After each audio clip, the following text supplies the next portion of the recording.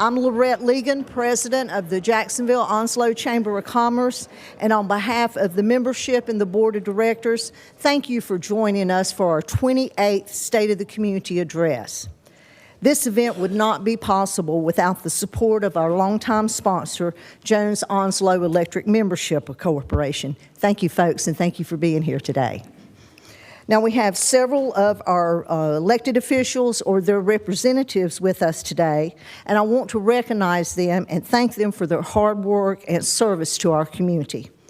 First, from U.S. Senator Tom Tillis's office, we have Grayson Overholt. Grayson, stand. Where'd he go? From Congressman Greg Murphy's office, we have Corey Brown.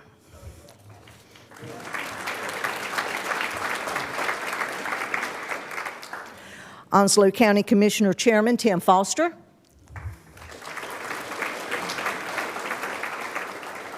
Onslow County Commissioners Royce Bennett, Paul Buchanan, Lisa Carpenter, Mark Price, and Walter Scott. Representing the city of Jacksonville, and you'll hear more from him later, is the Mayor Sammy Phillips. Council Member Cindy Edwards. Council Member Bob Warden. And just to make sure, I had Brian Jackson on the list, but is Brian here? Okay, I'm good. And then last but not least, the Onslow County School Board Chairman, Ken Reddick.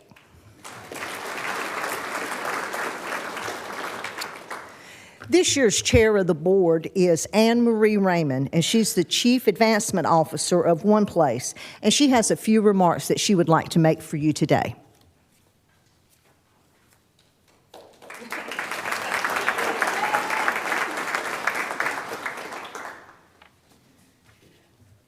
Welcome to State of the Community. My name is Anne Marie Raymond, and I'm honored to represent your Jacksonville Onslow Chamber of Commerce as chair.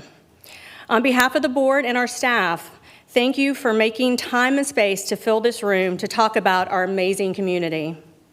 When I look around, I am grateful. Many of you know my story of coming to this community when I was 6 as a daughter of a Marine. The people that call Onslow County home then and now create a community like none other.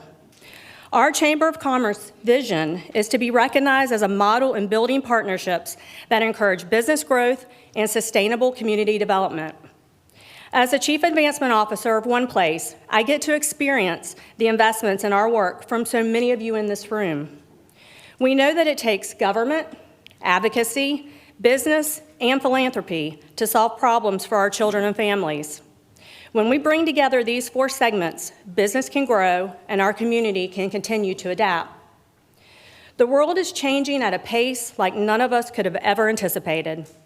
It takes conversation, it takes commitment, and it takes convening together like today to listen and consider what more can we do to make this an even greater community. Thank you.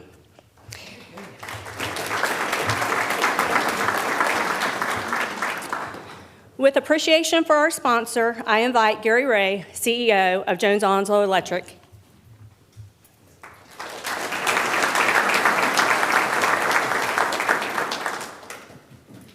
Well, I'll be very brief. I just want to say that we're very proud to be a sponsor of this event. I think we've been the sponsor since its inception, and we're very proud to be here. We brought a lot of employees with us. I guess that's a perk of being a sponsor. And we brought some staff members that usually come. We also brought part of our vision team. Our Vision EMC team's a team that we created a couple of years ago. And the purpose of that is to teach some of our employees, not only our co-op, but the North Carolina co-ops, our industry, and a big part of it is to learn about our community. So that's why they're here today, to learn from our community leaders, to listen and find out what's going on in the community. We're just a small part of this community, and we want to make it better, and we want to find out ways to make it better. What we do is one thing: we serve our members. And our members live in these communities. They live in Onslow County. They live in the other counties that we serve. And our employees do. And so definitely we want to make the communities that we serve, the communities that we live in better. And we're just trying to find ways of to do that. So we're proud to be here. Thank you for having us. And just thanks.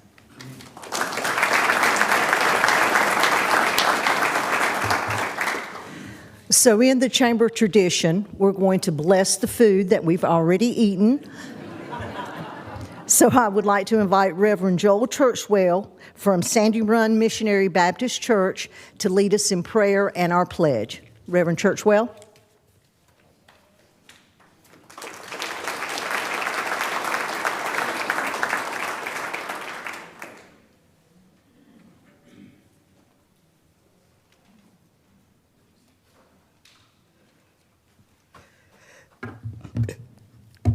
Let us pray. Eternal God, we're so thankful for the food of which we have received on today. And as we continue to come together in this collective, meaningful assembly, this state of a community, to continue to bring together the framework that will help our citizens become more productive and a framework that will help us be more efficient in our desires with the resources that you have blessed us with. We just ask that you will continue to bless our efforts. Give us the endurance to continue to strive for the excellency of all that we serve. Continue to move in and through us. This we ask in Christ Jesus' name. Amen. Amen. Will we stand, please? I pledge allegiance to the flag of the United States of America and to the republic for which it stands, one nation, under God, indivisible, with liberty and justice for all. You may be seated.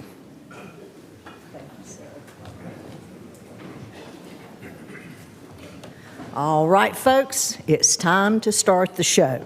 I'd now like to introduce our moderator for the State of the Community, Mr. Michael Scalise, Executive Director, McEast Marine Corps Base, Camp Lejeune. Mike, it's all yours. Thank you, Lorette. I appreciate that. So if I could, again, greatly appreciate being invited here today. I'm your moderator, and if I could, I could invite the panel members to please approach the bench and take your seat. I think you've all done your recon. If Dave Heatherly gets lost, we can help him. I got it. Okay, thank you very much. So we're good. So we're going to go ahead and, many of you have been over. I'm just hearing this is the 28th time we've done this. So many of you know how this goes. It's pretty much, this is an opportunity to see where your community leadership and the senior folks within the community have, whether that's opportunities, where we are in the future. I mean, any number of topics, but it pretty much stays on message. And my job, and this year I've embraced technology.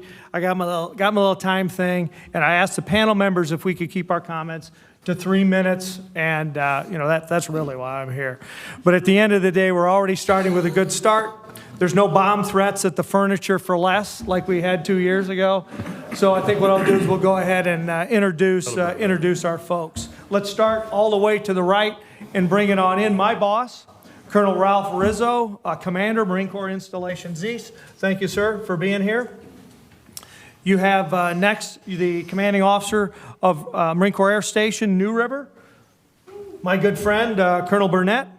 And we have Dr. Penney Burlingame Deal, the Chief Executive Officer of Onslow Memorial Hospital. Dave Heatherly, President, Coastal Carolina Community College. Dr. Barry Collins, Superintendent for Onslow County Schools. And we have David Smitherman, Onslow County Manager. And then finally, last but definitely not least, is the Mayor of the City of Jacksonville, Mayor Sammy Phillips. So if we could give them a round of applause. Thank you very much. So, what we're going to do is I'm just going to throw some questions out. Again, I'm going to start all the way to the right. and bring it in, and we're going to start out with highlights and accomplishments. And essentially, this is for the 2023 and this portion of the 2024 year on some of the things that these organizations are particularly proud of, that not only they did for their organizations internally, but supported the community writ large. So, Colonel Rizzo, if I could turn it over to you. This is your first time here, but you're no stranger to this base or to MCI East. So we've got a friendly audience here today. So, sir, if you could discuss your past year's highlights and accomplishments for MCI East.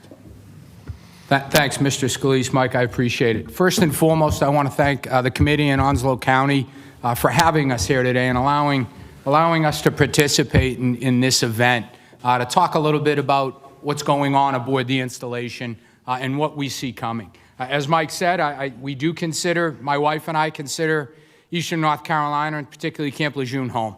This is our 5th time back in 35 years, and to be back at this level, wouldn't have thought it 30 years ago, running around what used to be Old Town as a young PFC. Thank goodness there weren't cell phones back then, Mike. And our children lived in and around the area, all went to school here, so we really do consider this home. So to be back here, to be able to participate at this level in community events is really special for me. Mike, that didn't count towards my time, okay? Now it doesn't. All right, Deputy. I want to start a little bit, folks, with talking about Big Marine Corps. So you know where your Marine Corps is heading and what we're doing under Commandant Smith, carrying things over from Commandant Berger. As General Smith sees things exactly aligned with the previous Commandant, which for us is good as we talk about setting a master plan for Camp Lejeune and thinking 5, 10, 15 years down the road, which is what we need to get to where we're going to be with near-peer competitors very soon, folks. I have just recently come from Japan before my tour here and can tell you the near-peer competitor is outspending us GDP-wise on defense, and we know that. But we still hold that technological advantage. And we believe in the end, as Marines, it's our people that make or break it. It's the United States Marine with the rifle in their shoulder that will carry the day when required. But to do that, right now you have a Marine Corps of about 169,000. We think under force design, as has been going for almost 4 or 5 years now, Slimer, Garth, if I'm about right, that we believe the right landing spot for that's going to be in the mid-170s to get to what the Commandant's vision of Force Design 2030 is. Of the 169 presently on the books, there are over 32,000 Marines across 48 countries doing what Marines do, and that includes our sailors.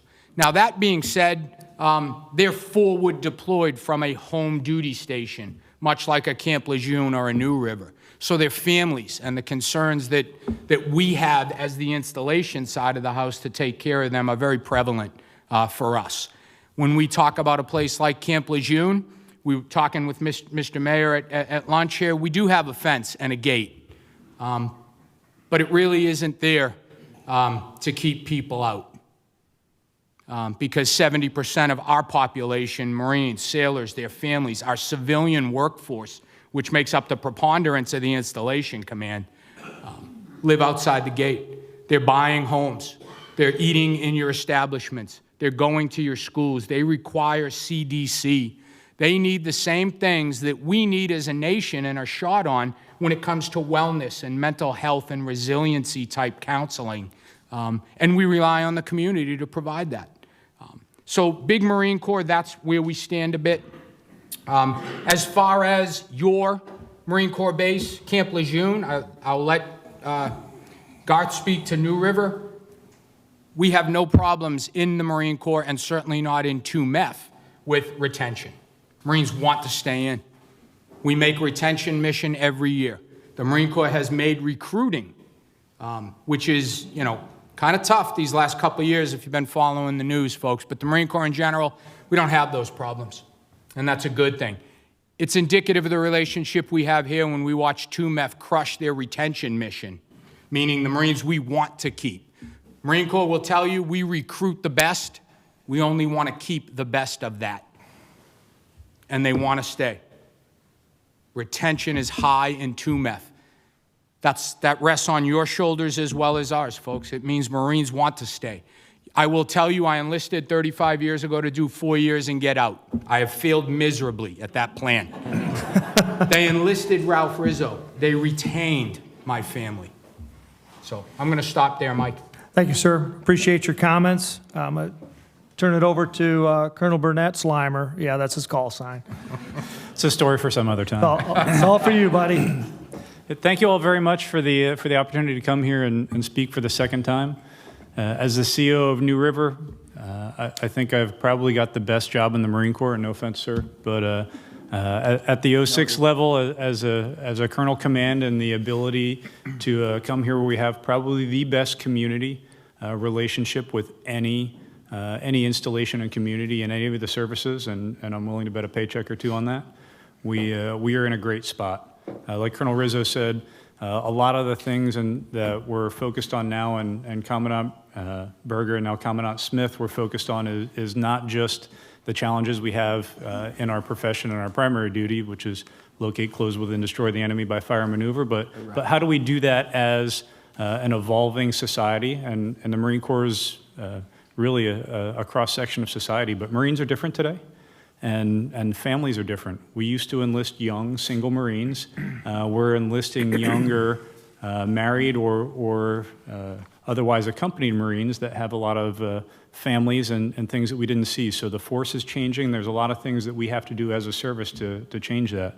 One of the major accomplishments New River had in this last year was we broke ground on a new child development center. So that's huge when you think about when most of our bases were designed and when we got a lot of the buildings in our bases and how we have an ebb and flow of a force. We had a building, fortunately, that was designed to be a CDC, a Child Development Center, when we expanded to 202,000 Marines back in the mid-2000s. From the time that we did that until the time the construction was complete, because construction works just as slow inside the fence line as it does out in town, the Marine Corps changed again because we adapt to what the current situation is, and we contracted back down to about 175,000 Marines. Didn't need the center anymore. Now we're at a place where we have more young Marines that need child care, and then child care in general throughout the country has been contracting. There's a shortage of child care facilities and people who can adequately provide care. We have around 200 to 300 children on a wait list to get on child care on base every day. When you think about how many of our Marines and our families live out in town, that impacts the community as well. And we know that we have an opportunity as Marines sometimes to get a leg up and to take advantage of some of those places and that impacts the families out in town. So by the end of this year, we expect that we're going to have a second facility open on New River that will be able to host 82 children full-time, which will take care of between 25 and 33% of our historical child care wait list. And that opens up those 82 spaces for families out in town who need child care. And we know that's a drop in the bucket, but it is a start. And it's a bucket that we intend to fill. And we're working as hard as we can to make sure that we have the right trajectory and we're taking care of the children, because our Marines can't go seek out, close with, and destroy the enemy by fire maneuver if they're worried about, does my child have adequate care? Can my wife or husband go to work, or are we going to make ends meet because we have to watch our children and we don't have the ability to do that? So it's a huge challenge and a huge win for us, and we're looking forward to opening that center at the end of this year. And then also working with Marine Corps Community Services, who really spearheads a lot of this and manages that for us on having more access to child care on base. Thanks, Mike. Thank you, sir. I appreciate that. Now we're to Onslow Memorial Hospital. Dr. Burlingame Deal. Thank you. Let's well hear done. your thoughts. You said it well. Thank you. It's easy for me to say. Laura, I too would like to thank you for inviting me here yet again. I am not thanking you for putting me in charge of David. Seems to become history now, but anyway, I am pleased and proud to let all of you know that Onslow Memorial is right now currently experiencing and achieving financial stability in a really unstable environment. You typically hear healthcare discussed in terms of a little thing like a pandemic or some controversial discussions around hospital closures, all of them very scary. But at this point in time, thanks to a lot of reasons that I'll mention in just a little bit, Onslow Memorial Hospital is financially doing very well. Hospitals similar sizes, similar locations are struggling to meet their mission. They're closing service lines, if not closing altogether. So that's a huge achievement and one we're very proud of. It is because of several different things, multifaceted, but I would be remiss if I did not call out the leadership team at Onslow Memorial Hospital. You're here, raise your hands. And our incredible board, and they are interspersed all over the place. Raise your hands, board members. Mr. Hill, there you are. Thank you so much. I've got former board members here too, so I'm really happy to see. So, but thank you for your help here and over time. We have the support of many incredible community partners as well. And again, I'd also be remiss if I didn't mention the incredible partnership with UNC Health. That has really done so many wonderful things for Onslow Memorial Hospital as well as our community at large, and I hope will continue to do so. But all that being said, for fiscal year 2023, we achieved an operating margin of 8.23% and an operating cash flow margin of 13.77%. We continue to maintain that positive operating margin in spite of that which shall remain nameless. We've been told not to mention it. It's workforce challenges. They are alive and well in healthcare, probably everywhere, but I won't say it again. And the need to bring in travelers to maintain positive operations, but the positive trends are continuing and will continue into the next fiscal year. So given the positive position, and I also think this is an incredible win, we have a renewed commitment to our community in recognition as an anchor institution in Onslow County. We endeavor to grow, support our community in their wellness journeys, and build upon this great foundation that began 80 years ago. It is our 80th anniversary. Who was born at Onslow Memorial Hospital? Raise your hand.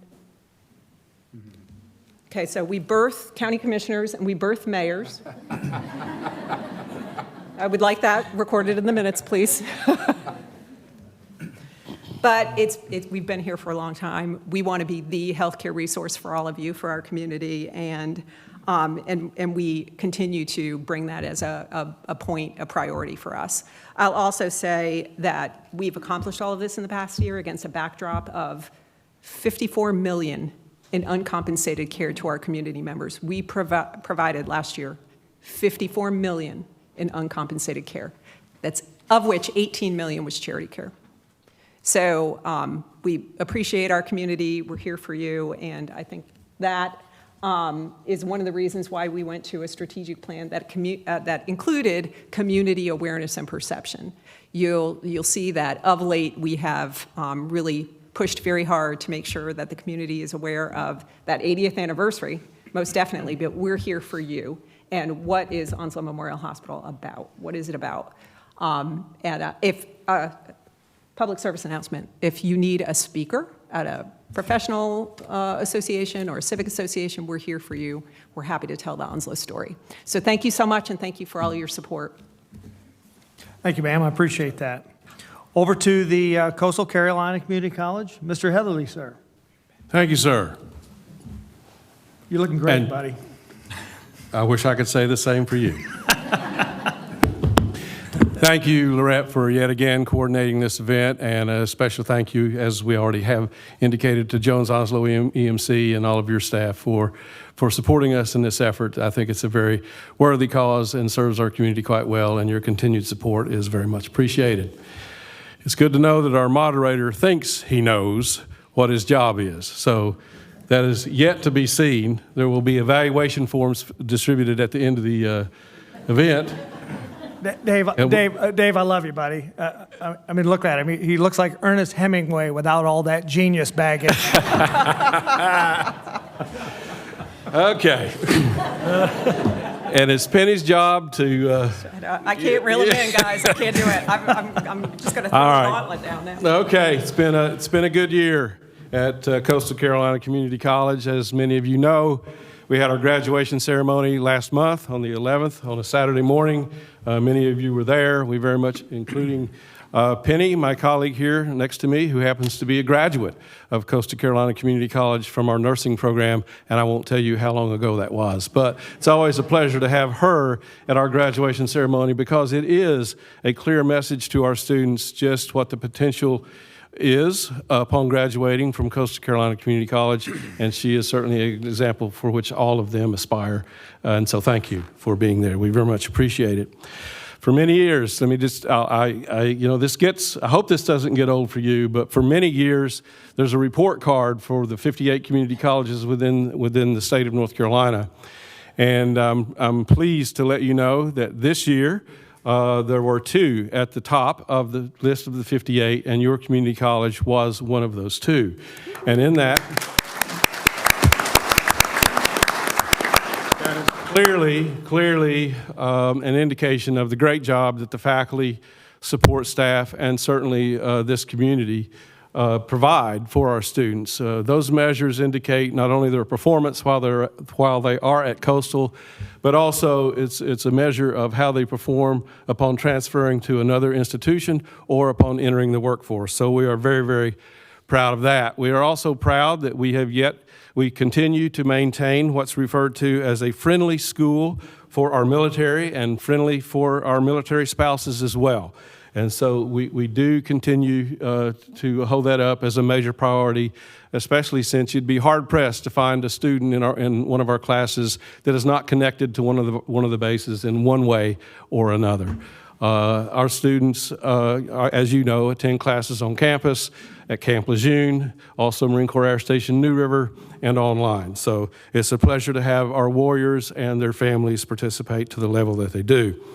About 8 years ago, Superintendent Collins and my predecessors came up with the great idea of having what we refer to as Onslow County Early College High School on our campus, which at the time I thought was a terrible idea.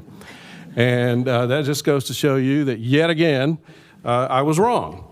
And so I'll have to commend you and your staff, Superintendent Collins, under the leadership of Jay Strope, who is the principal there. Those students continue to perform at an exceptionally high level. As a matter of fact, the most recent report from U.S. News and World Reports indicates that this high school is 3rd in our state and 134th among more than 17,500 high schools in the nation. So that's pretty impressive.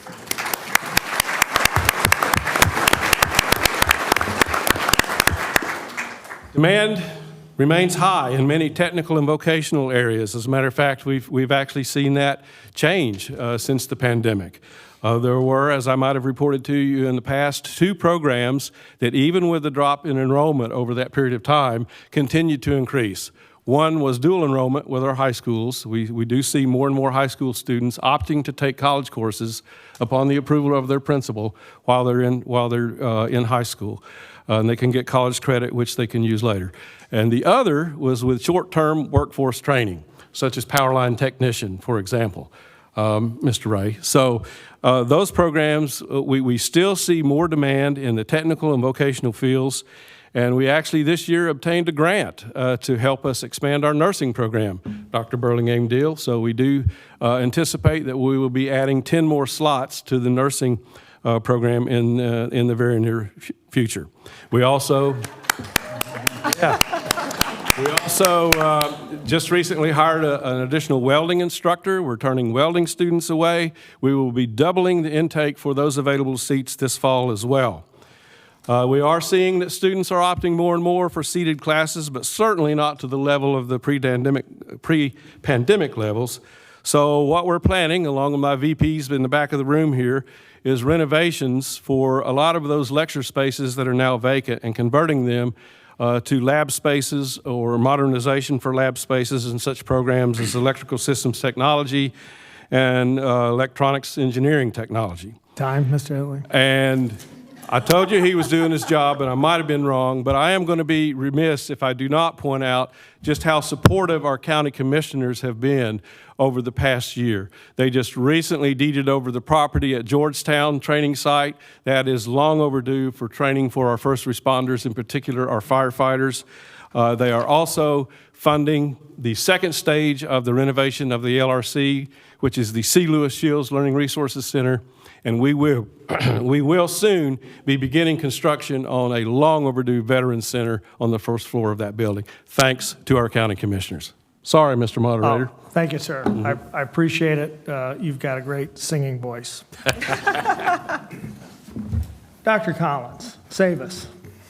That's a big chore there, man. Thank you, Mr. Moderator. Hemingway. Yeah. All right, I had to write that one down. Yeah. First of all, I want to thank everyone for being here. Big thank you to the panelists. I'm honored to be among such a fantastic group. Even David. I'm very proud of the work and progress that's been made this year by our students and staff, and we've received several national and state level awards for academic achievement. Accreditation results, Purple Star Awards, financial awards, safety and security, commendations. We've had a White Oak High School alumnus, NASA astronaut Christina Koch return for a visit. And recently, our soccer team from Jacksonville High School won a state championship. So is up with that. We've continued to raise the bar. I was not born in the hospital on Western Boulevard, but I was born in Onslow Memorial Hospital downtown. If you can remember that. Does the story get any better for Onslow? There you go. Please remember, we have 115 school districts in the state of North Carolina. We are the 11th largest, and we rank among the top of those school districts. We have over 27,000 students, 42 schools, 4,000 full and part-time employees, and we do about $350 million a year in budget. 92% of our teachers in 3rd through 8th grade met or exceeded their growth. Our high schools posted graduation rates of 91%, which is up from last year, 2.6%. And you will be proud that 100% of our schools were Purple Star military-friendly schools, and we were one of 5 in the state that had 100%.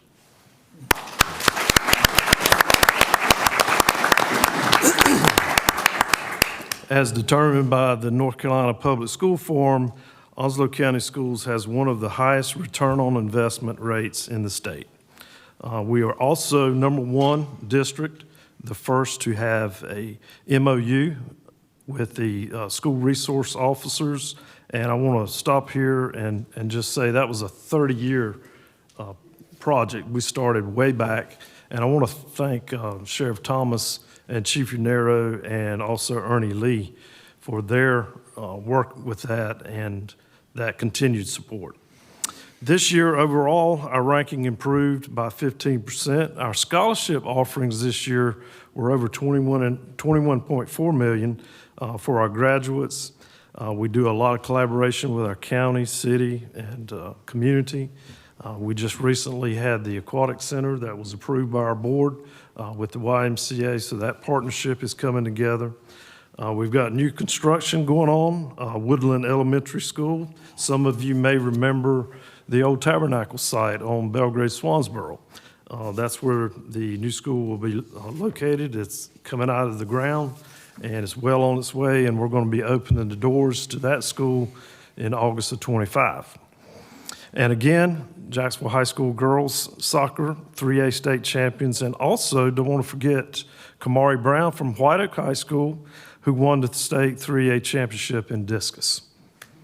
Yay. Thank you, Mr. Moderator. Thank you, sir. I appreciate that. So now we got to welcome aboard. You know, when we have a new panel member, and you know, we have the leadership at Onslow County manager, Mr. Davis Smitherman. Thank you. Sure. I've been here 7 months, so I don't have a lot to report. We haven't done a lot, and I don't have a lot of statistics. It's a joke. Yeah. I'm going to talk about things that aren't quantifiable, because so much of what we're accomplishing right now in Onslow County is squishy. We are trying to turn a locomotive that is $324 million of business, and we're trying to turn this locomotive to do something else. And it's taking time. And the first thing we have to do is align ourselves with our board, and our board has to align itself with one another. And we've spent a lot of time doing strategic things, planning. Our board had its, I'm told, first ever retreat back in January and did a fabulous job of deciding who they wanted us to be and where they wanted us to go, and they did it together. And the board is working hard to be a team unto itself, which is an accomplishment, isn't it? Likewise, this board is trying to work with us. And us is the executive leadership team of the county, myself and 3 assistant managers. And the 12 of us are a team. And we are moving differently and thinking differently and talking differently than we certainly have in the last 15 years. And we're thinking and talking about the future. And we've put the past to bed, at least the past that we've gone through, which was a traumatic period of hurricane and disaster and COVID and disaster. But we're done with all of that. And we're really focusing on a really aggressive period in Onslow County's growth. And we want to be leaders in taking this community down that road and learning from the other communities that went through this in the Triangle or in the Charlotte area, because we are beginning a period of 15 years of extremely rapid growth. And the county is a critical player in making sure that we are all successful in accommodating what's to come. And that's all I'll say for now. I have more for later. Okay, good to go. You're going to cede your time. Can I have the rest of his time? I will be Mr. happy Mayor? to cede to the mayor of Jacksonville any remaining time. Anything you want, Mayor Phillips. So again, we have our esteemed Mayor Phillips, sir. I'm going to turn it over to you if you could share your last year's highlights.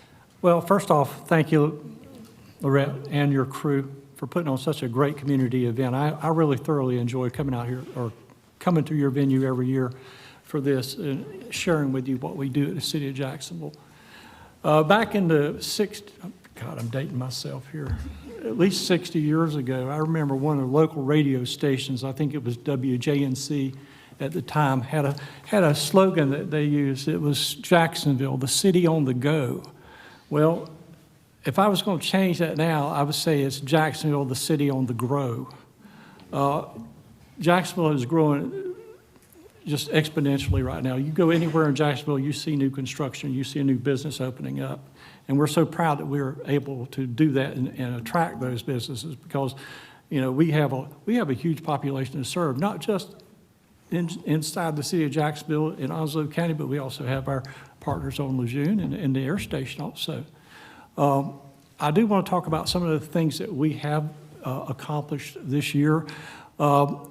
Last time I was talking about the recreation center over at Jack Amyette that was destroyed during Florence back in 2018. It was totally destroyed. We were able to build back better. I told you that last year.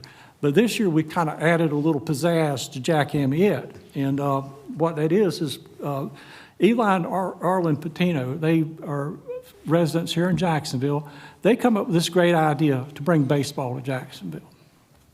We now have a team, the Jacksonville Ospreys. They played their first home game this past Saturday night, which I had the privilege of throwing out the first pitch, even though it landed 3 feet in front of home plate. And I did get the ball, the ceremonial ball that was thrown, and it does have a dirt stripe on it where it picked up dirt. But it was just a great occasion. We had so many people in the community come out for it. It's a great opportunity for people to come out and get some enjoyment, get some fresh air. We had estimated at 2,800 people at that ball game. We didn't have enough seats. We're going to have to actually go to the county and get them to help pay for some more bleachers. I think Paul Buchanan volunteered that for us. Yes. Thank you.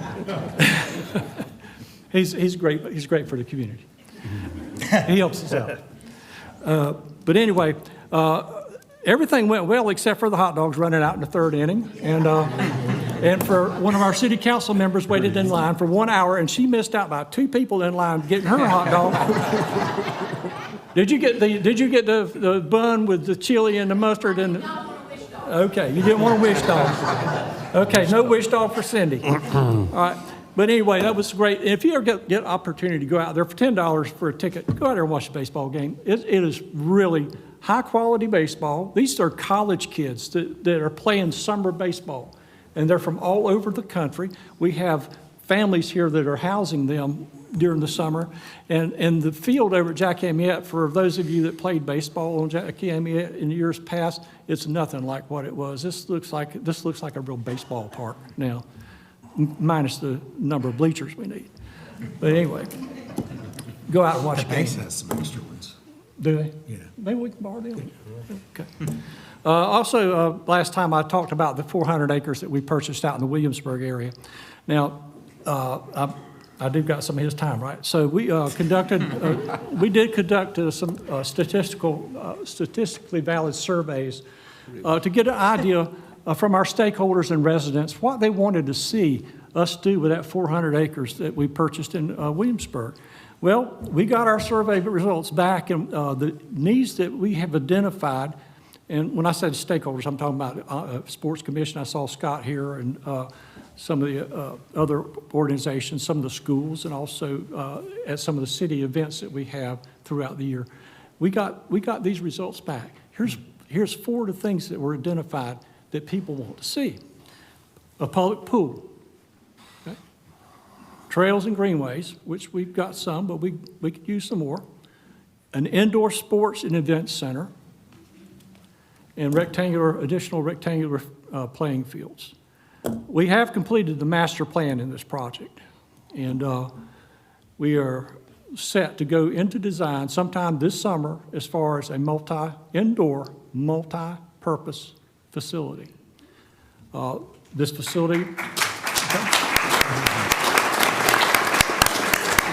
facility should be able to accommodate fairly large crowds for either indoor sports, concerts, events, Marine Corps balls, anything that could hold a considerable amount of people. I think that I may be pushing it, but I think we were looking at possible capacity between 5,000 and 8,000. So we're talking about a fairly good-sized facility. I'll talk a little bit more about it in a minute when I get more time.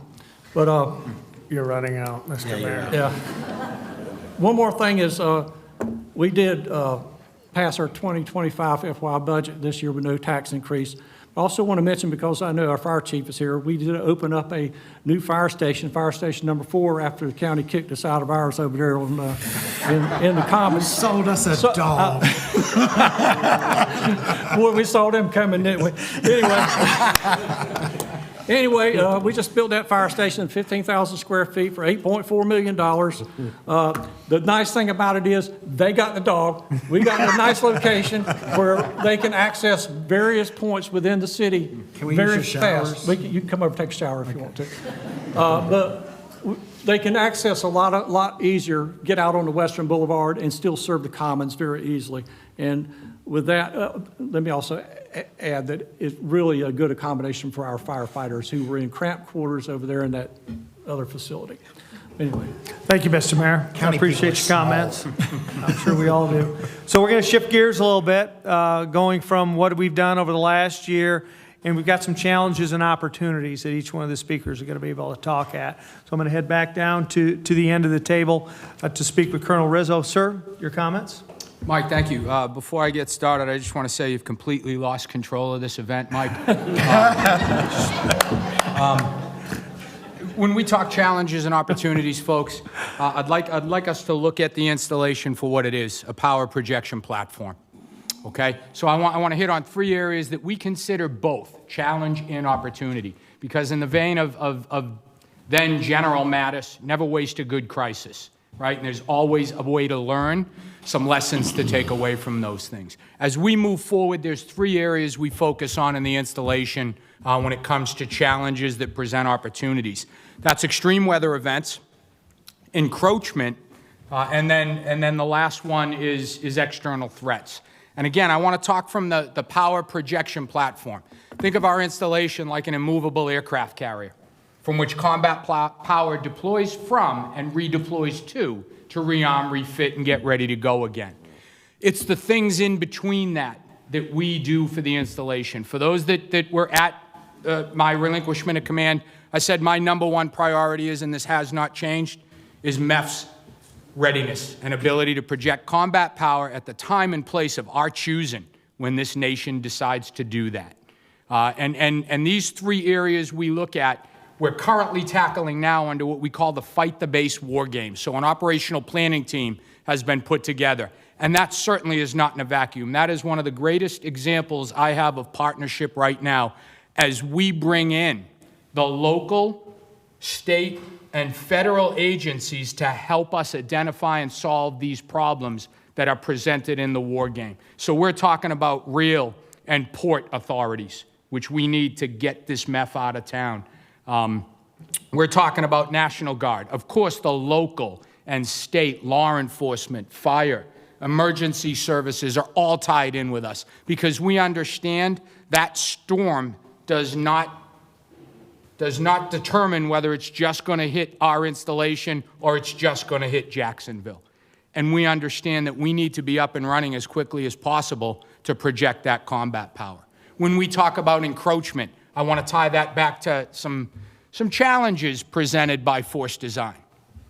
Because as we look at platforms, weapon systems, and capabilities with longer reach and more lethality, which is what we need, our Marines and sailors need to be able to train with those pieces of equipment before we take them into combat. With that comes, we need more range, space, and capability. We need airspace, and I'm going to let Slimer help me out with that when I pass the mic to him, because these platforms have that much lethality and that much capability as we talk about near-peer competitors such as China, Russia. We see what's going on. The world isn't getting any calmer, folks, and we all know that, and no crisis is ever predictable.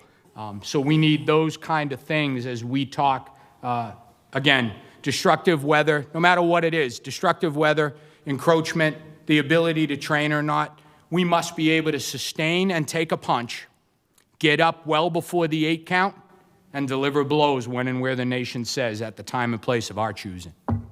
Thank you, Mike. Thank you, sir. And you know, you learn something new every day. I didn't know there was a letter R in the word law. I mean, that's interesting. Thank you, sir. Okay, Deputy.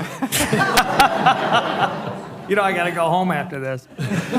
So after that, thank you, sir. I appreciate your comments. Colonel Burnett, you're up. So force design presents a lot of challenges for the Marine Corps. We're a very small organization and compared to some of the other services, and that buys us a lot of flexibility and the ability to adapt to things very well and sometimes very rapidly. And force design is an idea as we started looking at how do we get to where the Marine Corps needs to be to execute the national defense strategy, national military strategy, and be the first responders in the 911 force for the nation and be able to be a 21st century force. There were a lot of changes that happened. Along with that, we had some changes and assumptions of the personnel on New River. Some of the units activated, some deactivated because there were legacy platforms that didn't do what we needed to do. So we had old helicopters that could only go 90 miles with a full contingent of troops. Then they could drop off troops and then come back and get gas. We now have Ospreys that can go 500 miles without refueling with the same amount of Marines and still be able to come back and provide some loiter time. Plus they can do aerial refueling. So that expands what we can do. So we made some assumptions with force design that required us to change how the air station is outfitted. And at the same time, coincidentally, it was a blessing and a curse of Hurricane Florence. We had a lot of destruction on the air station. So we made some assumptions with force design and how we were going to look for the future based on the construction that we were doing, which has a 5 to 7 year tail on it before we get the realization of a lot of those efforts and the money. Since then, since force design is an idea, some of those ideas have gone back. We've seen that maybe some of the threats are more pressing than we thought, or some of the units could be, we can make the wheel a little more round for some of those units. So we're at a point now where we're seeing the realization of all of the Florence construction and repairs that had to be made, but at the same time, some of the changes and assumptions we made based on force design have swung back a little bit, and we have some real estate issues on the base, so we can't expand within our boundaries. So we're looking at adjustments that have to be made to some of our facilities to make sure all of our Marines have the platform they can deploy from and redeploy to, and still project the combat power and do what we need to do for all the forces to meet the intent of the National Defense Strategy, National Military Strategy. That's inside the base. Outside the base, we have some challenges with encroachment that Colonel Rizzo talked about in airspace. If you look up and down the East Coast from the Dare Ranges that are up in the northern part of North Carolina and Southern Virginia and Hampton Roads, all the way down to Blount Island in Jacksonville, Florida, the bases and stations on the East Coast, which are predominantly Marine Corps bases, are the chosen location and desired location to do training for all of our military forces for the Joint Force. So Camp Lejeune has the only live fire naval gunfire range on the eastern seaboard. The Navy has us as our platform of choice.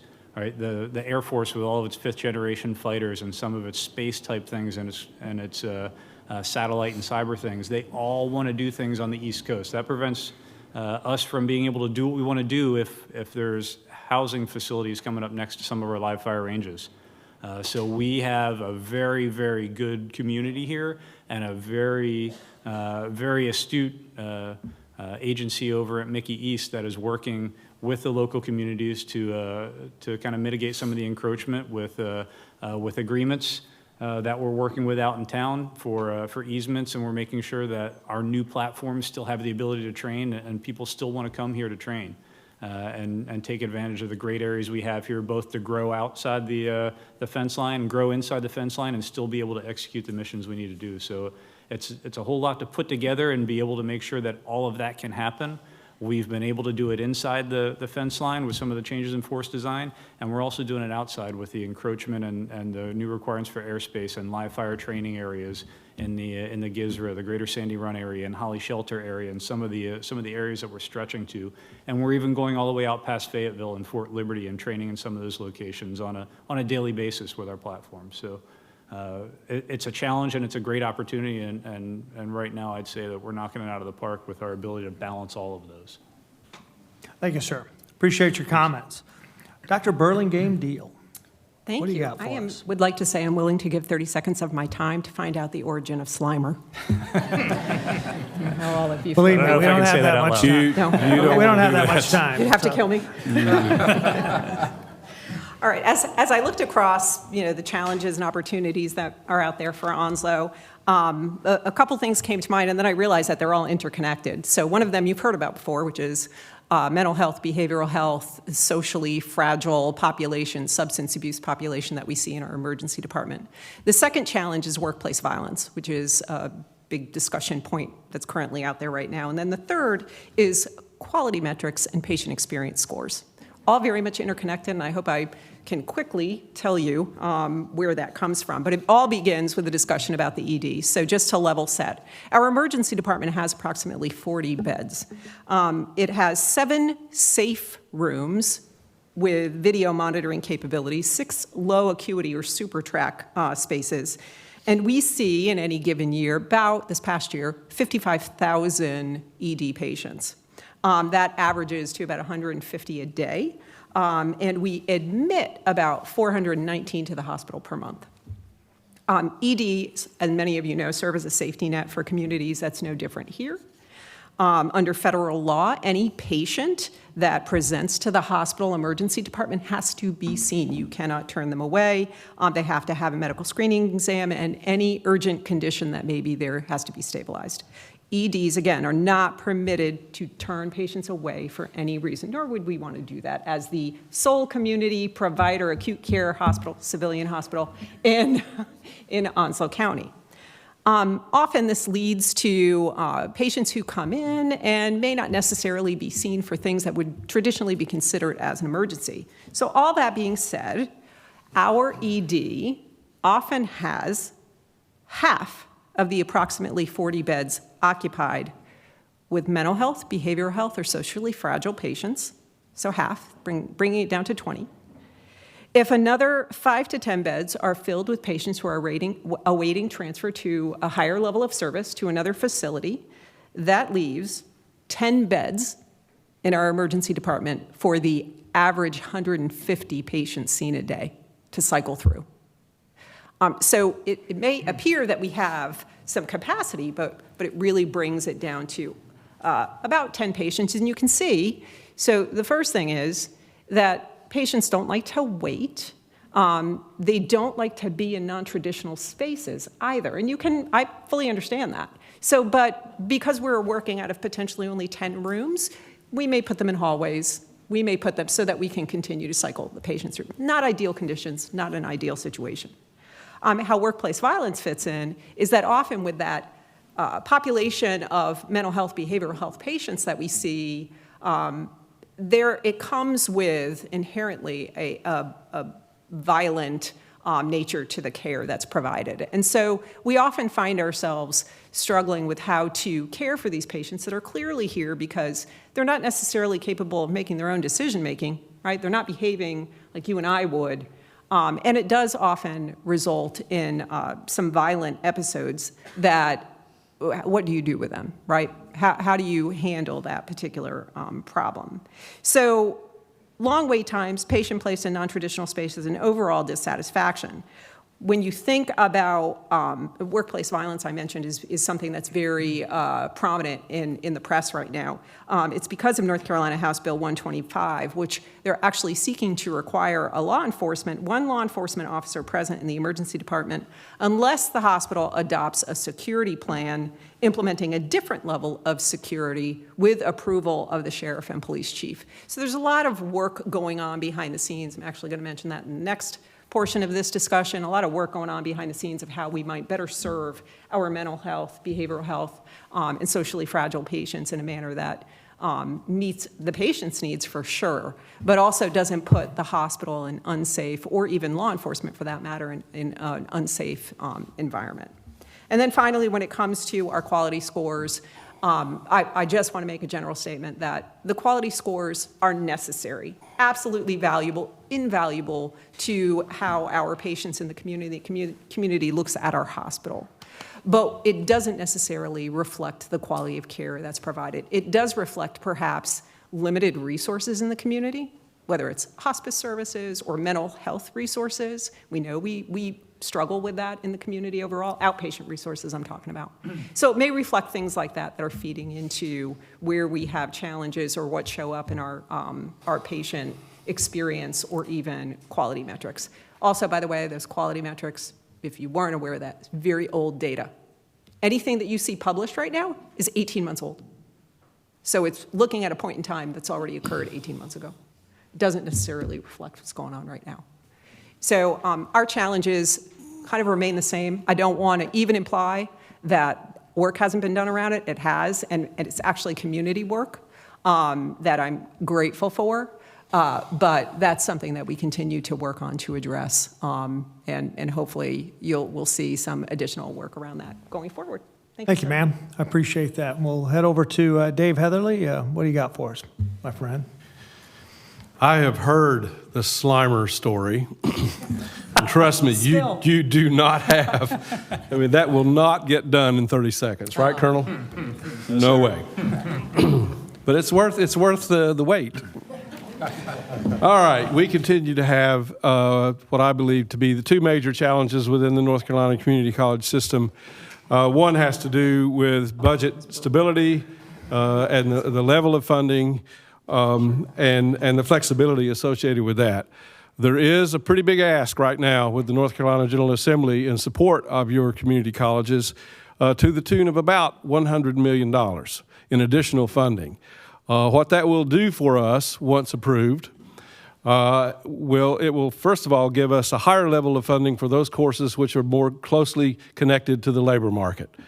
So that is long overdue, I do believe, and that will be at least $68 million to support that effort. Also, there is, for every community college, there's what's called base funding. And no matter the size of the college, every college gets a certain base amount. And then the funding gets higher once the enrollment gets beyond a certain threshold.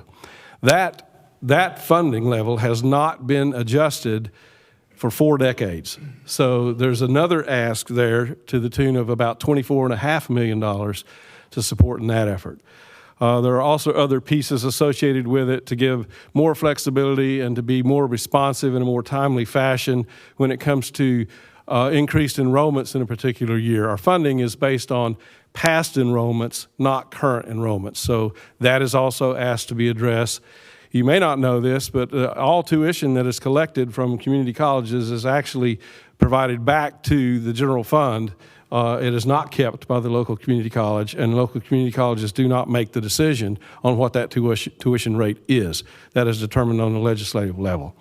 So there is also an ask to give a little bit more flexibility, especially when tuition rates come in a little higher than or tuition receipts, I should say, come in higher than expected, and it would give the local colleges a little more flexibility to address some of the local needs.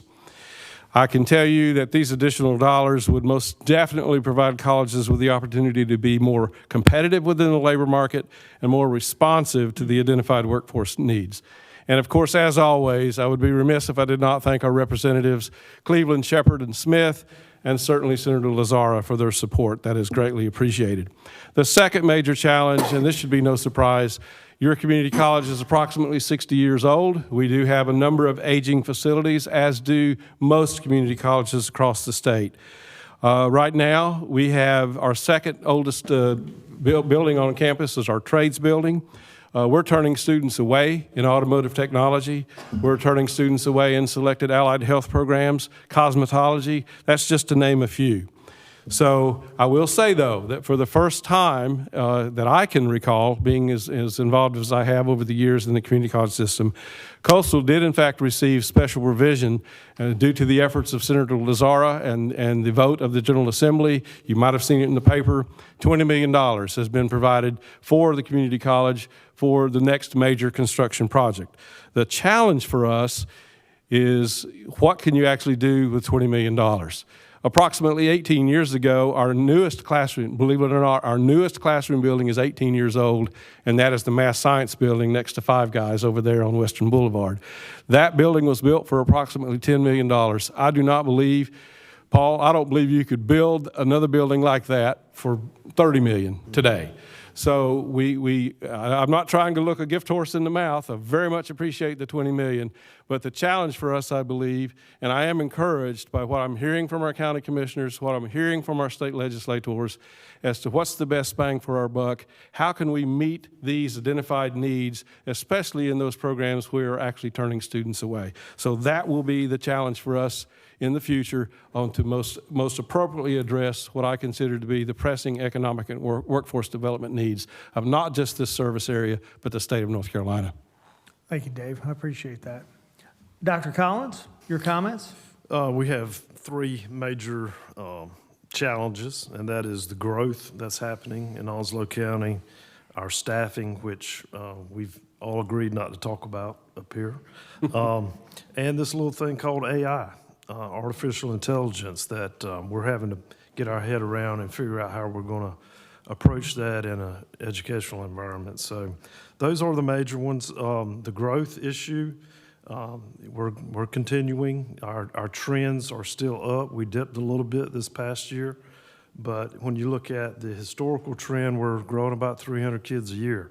So to plan for that, and we'll be talking with this gentleman in the near future about a 10-year plan and how we're going to be building schools, and also how our central services is going to have to support those schools. Things like the bus garage and the child nutrition center. So it's not just about schools. It's going to be about the larger scale things and moving forward into the future with those. So those are our biggest ones, and I know we need to pick up some time here, so I'm going to stop there. All right, so we're going to go ahead and move to David Smitherman, and your comments are, sir. Yeah, paying for all the things Barry's talking about is a challenge. And that is your county commissioner's responsibility. Everything they need that is bricks and mortar is our responsibility to fund and to pass on in a reasonable manner to make sure our school buildings get built. And that continued growth is going to continue to challenge the county. I will tell you that the county is growing very quickly from a tax base perspective. We just got a letter 2 weeks ago from the Department of Revenue that said, and you know, we did revaluation 2 years ago. Our values have already gone up 22% in 24 months. That's 11% year over year, and that they told us you have to do another reval. It will be on a regular cycle. It's still 2 years away, but the point is we're growing fast. We're almost $25 billion in tax base in Onslow County now. But that's an opportunity, isn't it? That's not a challenge. The challenge is being ready and investing that money in a way that we're ready for this growth. One major way that we will be investing ourselves is complete up-to-down review and investment and doubling down on all of our development services, all of our areas in which we keep this economy moving as quickly as possible. And some of you know in this room, when we're not doing our job well, the economy slows down in the construction economy. So we are going to be preparing ourselves for that challenge to make sure it is not an Achilles heel as we move forward. A big challenge is, and this is squishy again, but it's about leadership, it's about our county commissioners, it's about our employees, and it's about everyone being committed to this change we're going through and committed to our new vision and mission statement and our strategic plan that we'll be working on the next 12 months. It's already underway. But making sure that we're purposeful in what we are doing and that it is aimed toward a commonly held goal and we are sticking to the plan and getting ourselves to where we need to be is a challenge. And then finally, and Penney mentioned this, mental health, behavioral health, substance abuse, in my opinion, is one of the most important challenges facing our community. I was here 15 years ago as interim county manager for 13 months. And the biggest impression I had coming back, other than the organization is doing so much better than it was back then, is the faces of people in this community. The faces of opioid addiction, of mental health, of behavioral health issues, of substance abuse. It looked different to me 15 years later. And we don't have enough access. We don't have anywhere for these. We don't have enough doors for folks to go through to get help on either the mental health side, behavioral services side, or primary care. Anecdotally, I got bit by a dog. I had to go to 5 places before I could get in to see a doctor that day. I was in Surf City before I found anything. I went to Penney's place. There were 75 people ahead of me. I got to keep moving. We got to make sure we've got, literally, I know you know that's true. The point is there's not enough. There's not enough. There's not enough urgent cares. There's not enough primary care to support this growing population. And I see that as one of the very top challenges of our community. Thank you, sir. Was it your dog that bit you? No. Mr. Mayor, I'm going to keep you on track. I know you got some great comments, but we are pushing the timeline. No problem. Thank you, sir. 2 things I wanted to mention as far as challenges that we have. First off is the number or the lack of adequate housing that we have available in not just Jacksonville, but in Onslow County. I was told a ridiculous number. I'm not even going to repeat it now. It was just astronomical number of need as far as need is concerned. And it just seems like the process of fulfilling those needs is moving really slow, but moving slow.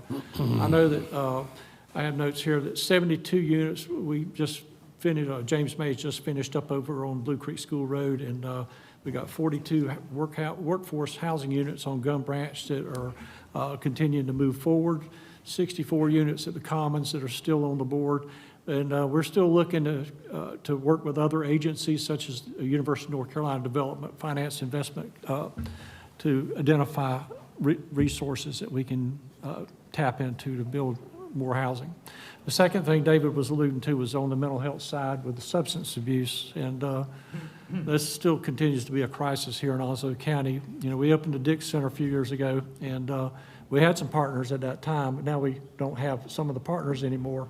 And we're faced with the challenge of continuing to operate this center without Carteret and Craven and Carteret Hospital. And so that's $300,000 contributor right out the window right there. So we know that we have a problem here. Again, numbers elude me, but I know that we bring back a lot of people from the brink with Narcan, and numbers every day. And fortunately, we got this opioid lawsuit where we're able to finance, put money towards the rehabilitation and also buy Narcan, which we go through quite a bit of it. Anyway, those are the two biggest challenges we have right now. Thank you, sir. So I'm gonna go ahead again, switch in other gears. Only this time we're gonna be talking about our future together. I got a whisper in my ear from Lorette that we're gonna dial it back to 2 minutes, and my goal is to hold us to that. So we'll start down back at the end of the table. Colonel Rizzo, sir, standing by. Our future together. Thank you, Mike. Appreciate it. Folks, I want to talk about two quick programs where I see the most collaboration and partnership between us, any installation, and its community. They're initially the Defense Community Infrastructure Program, which many may know of. 3 projects proposed going into 2024 are enhancements and upgrades to the Swansboro Fire Station, continuance of things going on at Albert J. Ellis to extend and improve the runway, as well as Surf City and a recreational complex upgrade. That spans the myriad of things, folks, but they directly relate to this our installation's ability to project combat power because we're intrinsically tied to those areas.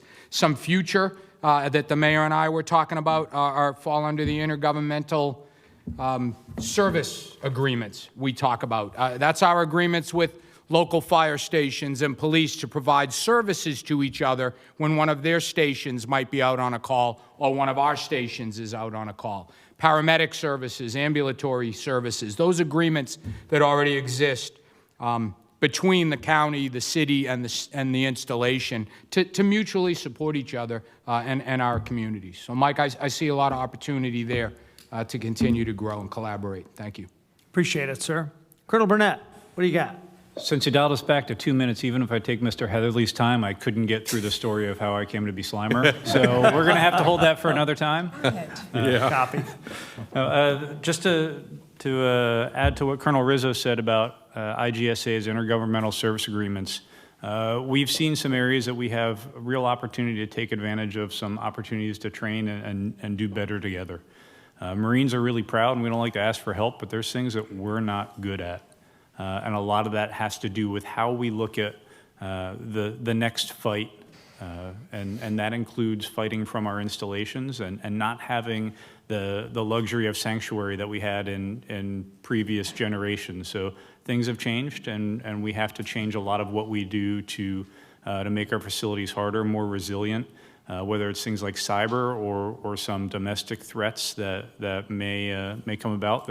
We're not as good at some of that stuff as we are at locate, close with, and destroy the enemy by fire maneuver. We can't do that in places like a CDC. If there's an incident at a CDC or a school, we're not necessarily as good at responding to that as we are to responding to a company-sized attack in a live fire. So we need some help on that. We're very good at emergency management and destructive weather, but we're not good at emergency management for a school shooting or for something that we're going to require services from out in town to help, to the point where we don't even have the right plan for how do we make sure there's a lane open so we can get a fire truck or a police car on the base if we shut down the gates. We have a lot of work that we can do there, and New River specifically has an opportunity where we can take advantage of this when we open our new CDC in December. So at no time do we ever have the luxury of having a child care facility without children in it that's fully staffed, ready to go, that we can do a walkthrough for how do we handle some sort of event, whether it's a fire, a shooting, a bomb threat, whatever it is. We can't do that without interrupting a child care routine. We can do that before we open this facility because it's going to be a purpose-built facility with a full staff going through training, and we'll have an opportunity to train both of our first responders on base and the first responders and emergency management forces out in town to hone what we do both inside and outside the bases, and we can share some lessons learned and best practices on how to do that, because the Marine Corps needs to do some work on that. So I think that's a great opportunity for us in the future. Perfect. Thank you, sir. Penny, I'm going to hold you 2 minutes. Got it. Thank you, ma'am. Brief mention, just to say, you've heard it from others, that the challenges or the opportunities for that we can work together would be around mental health, behavioral health, substance abuse, and the socially fragile population. I do want to give a really quick call out to Chief Yanero pulled together a group of folks who worked on this. We've had a couple meetings. It specifically addressed violent patients who have a background for behavioral health, mental health, substance abuse, and those who are socially fragile. And we've done a lot of work around that and made some progress. All the law enforcement folks were at the table, Dix, Trillium, Bryn Mawr, everybody was at the table, and I think we've made a lot of progress with that. That work, I hope, continues. The second thing, very quick, as we look at our future together, especially in light of Onslow Memorial Hospital's 80th anniversary, I think a community impactful effort would be to build upon the existing relationship with UNC Health to ensure that this partnership continues in perpetuity for another 80 years. To be a more fully integrated relationship that'll stand the test of time will ensure healthcare stability for a growing community, opening up resources statewide, so at a statewide level, because their footprint is a statewide one right now. And that would be a great thing. We talk about regional healthcare, that would help facilitate that. That's it. Thank you. Thank you, ma'am. I appreciate that. On to you, Dave. Yes, sir. I began my remarks today reflecting on two of the college's four themes, that being educational quality and student success. And we do that because with educational attainment comes opportunity for our citizens to pursue more education after coastal or go directly into the workforce. Either result supports a third theme of economic development and workforce development here in Onslow County. Our Small Business Center, in cooperation with our Jacksonville Onslow Chamber of Commerce, is now ranked, believe it or not, number 2 in the state for unique clients served, and that is second only to Wake County and Wake Technical Community College. So great job there. For those of you who have been here for a while, I'm sure you have the same observation as I. When you're coming from Wilmington, a long time ago, you could not tell where Wilmington ended and Hampstead began. And I don't think it's going to be that much longer that you'll see the exact same phenomenon with Hampstead ending and Holly Ridge beginning. There are discussions now I'm having with our economic development folks, in particular our Director of Economic Development, as well as Mayor Wenzel in Holly Ridge, on the possibility of whether or not it makes sense to have an educational site there in that industrial park in Holly Ridge. Also, yes, Mayor Davis in Swansboro has also talked about whether or not there needs to be a college presence in Swansboro. And I'm sure if you talk to Mayor Smith in Richlands, he would tell you that they are having a very difficult time, as has already been mentioned, meeting the housing demands given the great influx of population in that particular area. I would just say to you that while our challenges may be many, we can address those, I think, through the college's longstanding fourth theme, and that is of teamwork and partnerships, which I believe is something that every person at this table fully supports. Thank you, Mr. Moderator. Thanks, Dave.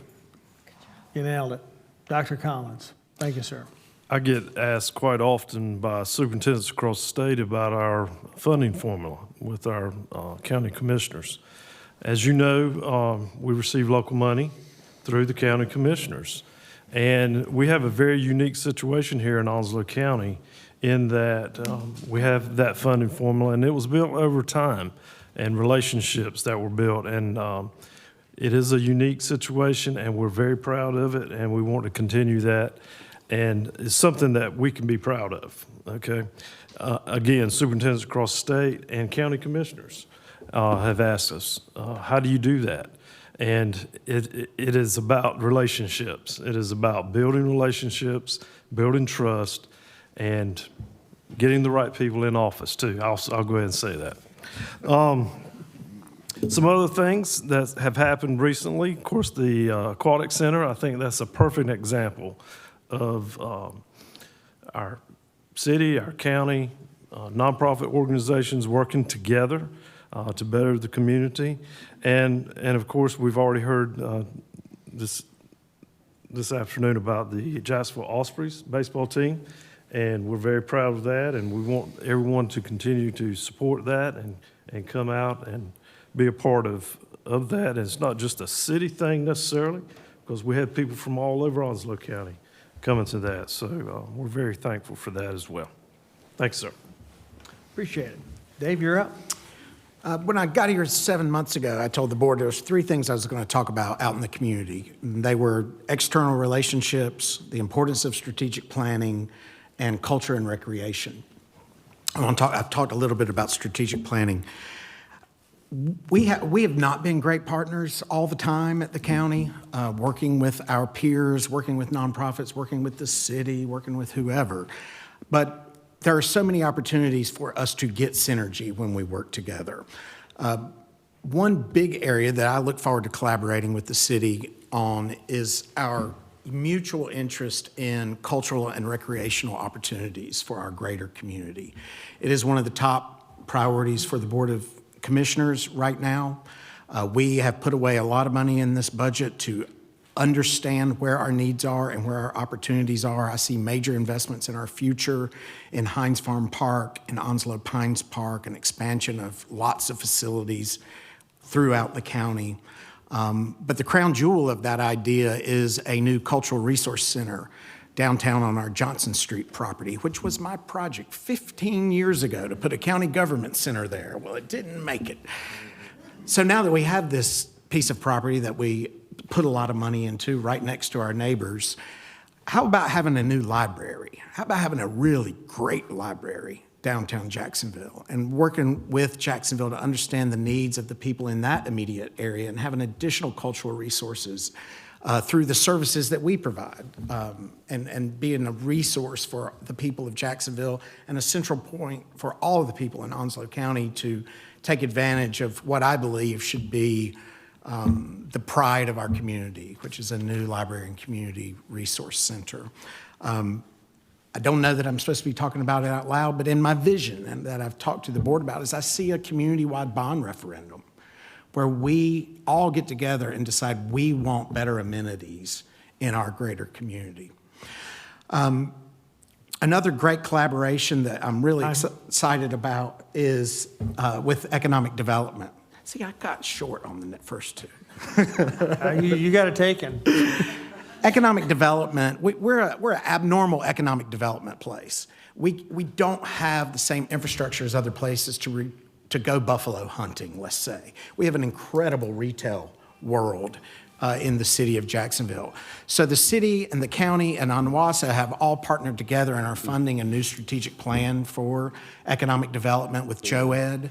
The county is recommitting itself to productive economic development, and it's a huge collaboration going forward. Finally, I will say, I want to get close to the 2 gentlemen on the far side of the table, the commanders of our 2 bases, because what happens on that base tremendously affects what's happening outside of the base. I was in Las Vegas this last weekend, and it was louder in here than in the casino, with the wheel of fortune turning and spitting out no money for the $32 that I put in it.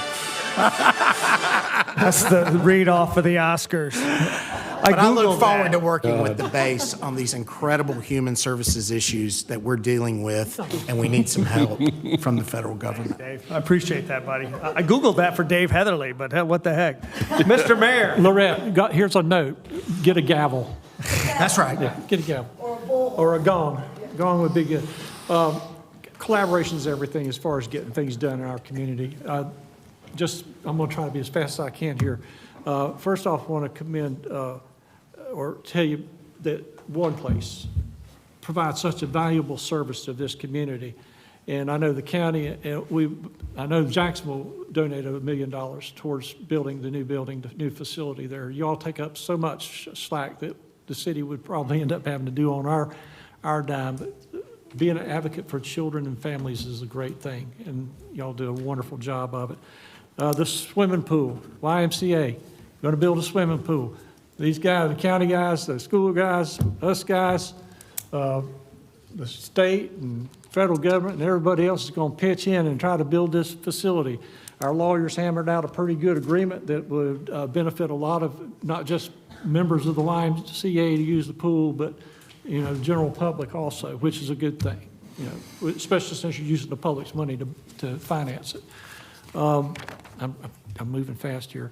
On the 400 acres that was talking about earlier, what a great economic development opportunity that's going to provide for us. We're looking at doing a public-private partnership there where we're going to actually, you know, of that 400 acres, some of it's going to be developed for private purposes such as residential and commercial, just like, say, something like Mayfair is in Wilmington. But this is what we were planning on doing, and right with that, I'm doing all right. All right, man, you nailed it, buddy.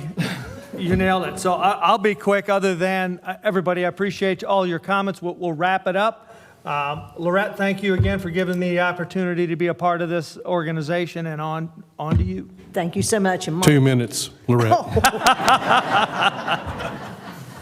have 2 sentences. Thank you, Mike, for your time.